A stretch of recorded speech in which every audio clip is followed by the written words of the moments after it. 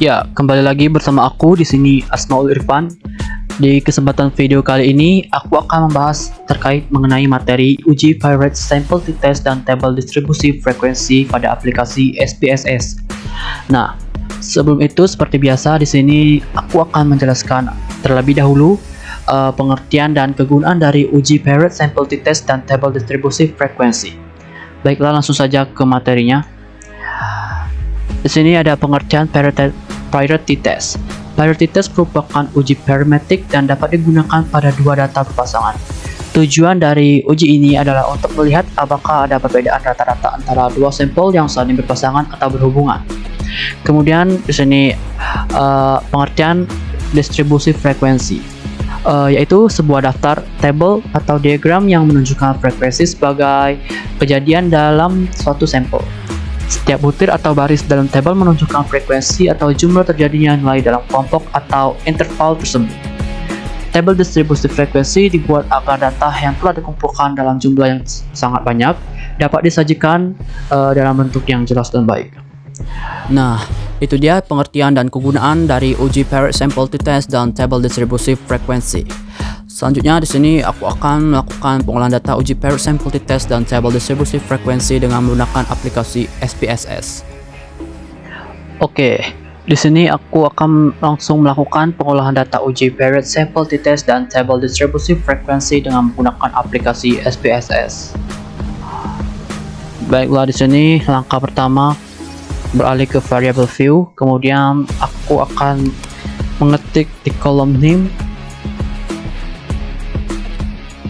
dengan ketikan nama, kemudian tes underscore awal dan tes underscore akhir. Untuk numeriknya, untuk typenya di sini aku mengubahnya menjadi string karena di sini di nama ini kan aku akan mengetik dengan huruf, jadi aku pilih string. Kemudian untuk width-nya aku ganti menjadi angka 19, dan untuk decimal tes awalnya aku ubah menjadi angka 0, kemudian akhir juga sama dengan 0, dan di measure ini pilih scale juga. Kemudian kalau sudah seperti ini kembali lagi ke data view. Nah, di sini sebelumnya aku udah menyalin angka-angka atau tulisan-tulisan, jadi di sini tinggal menempelkan saja dan tidak akan capek-capek lagi mengetik satu-satu. Baiklah, di sini aku akan menempelkan. Nah, ini hasil salinan saya copy tadi.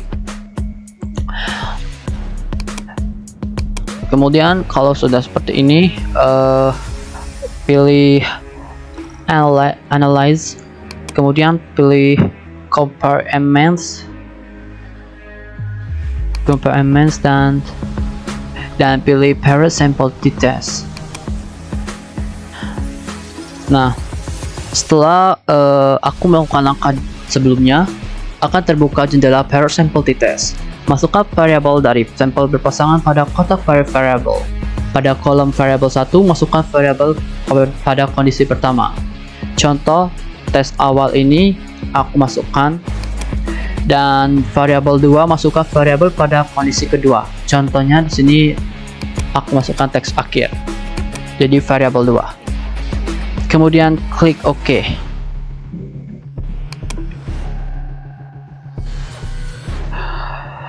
Setelah aku mengklik OK, hasil analisis ditampilkan pada jendela output. Nah, ini dia hasil membaca uji T-Test pasangan. Nah, di sini pada tabel Pirate Sample Statistik ini menunjukkan nilai deskripsi masing-masing variabel pada sampel berpasangan. Tes awal mempunyai nilai rata-rata 25,47 dari 15 data. Sebaran data yang diperoleh adalah 2.588 dengan standar error 668, dan tes akhir mempunyai nilai rata-rata 29, 87, dan 15 data. Kemudian untuk sebaran datanya di sini yang diperoleh 3.777 dan untuk standar errornya 975. Nah, hal ini menunjukkan tes akhir pada data lebih tinggi daripada tes awal. Namun tentang sebaran pada data tes akhir yang menjadi semakin lebar dan dengan standar error yang semakin tinggi. Kemudian di sini ada table parent sample correlations. Pada table parent sample correlation ini menunjukkan nilai korelasi yang menunjukkan hubungan kedua variabel pada sampel berpasangan.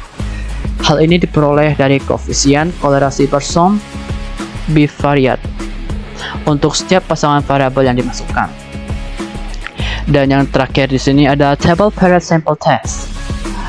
Nah, untuk table ini merupakan table utama dari output yang menunjukkan hasil uji yang dilakukan. Hal ini dapat diketahui dari nilai signifikansi pada table, nilai signifikasi atau dua-tailed, dan contoh kasus ini adalah 0,0001. Sehingga hasil tes awal dan tes akhir mengalami perubahan yang signifikan. Berdasarkan statistika deteksi tes awal dan tes akhir, terbukti tes akhir lebih tinggi dapat disimpulkan pelatih angka dumbbell dapat meningkat kekuatan otot. Nah, itu dia hasilnya. Penjelasan dari saya melakukan pengolahan data uji parent sample test dan tabel distribusi frekuensi dengan menggunakan aplikasi SPSS. Semoga kalian yang menonton video dari aku ini dapat memahami dari penjelasan saya yang sebelum-sebelumnya itu. Saya tutup. Wassalamualaikum warahmatullahi wabarakatuh.